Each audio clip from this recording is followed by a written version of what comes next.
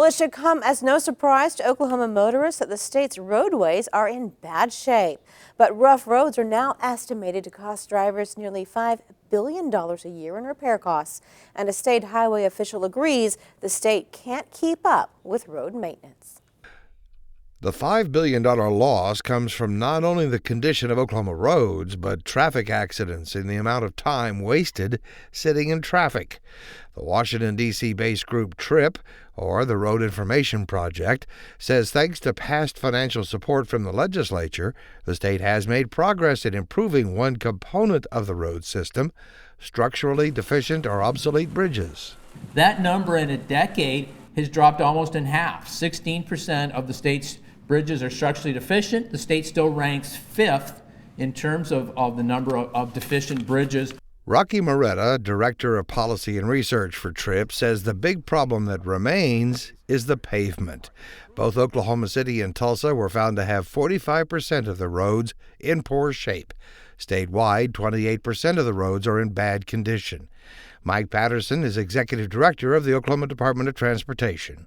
We're much in the same situation that we were with our bridges. We're not able to manage our surface, our pavement condition. It's managing us, so we're scurrying around trying to fill potholes and rectify problems. Oklahoma's vehicle fatality rate is much higher than the national average, and the most dangerous roads are in rural Oklahoma.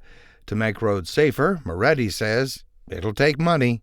And the challenge will be to stay the course that the state has set for itself in terms of making long-term improvements, but it needs to continue to move in that direction.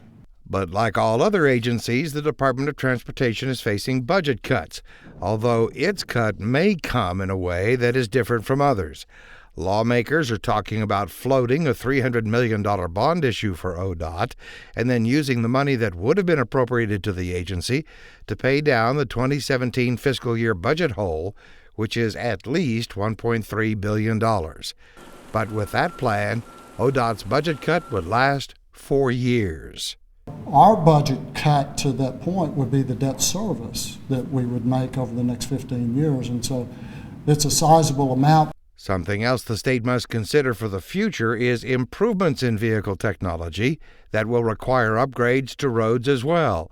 Smart cars will require smart roads. We're moving into a modern transportation environment, and it starts by maintaining the system and then making the improvements in capacity, whether it is physical capacity or the technological capacity of those facilities.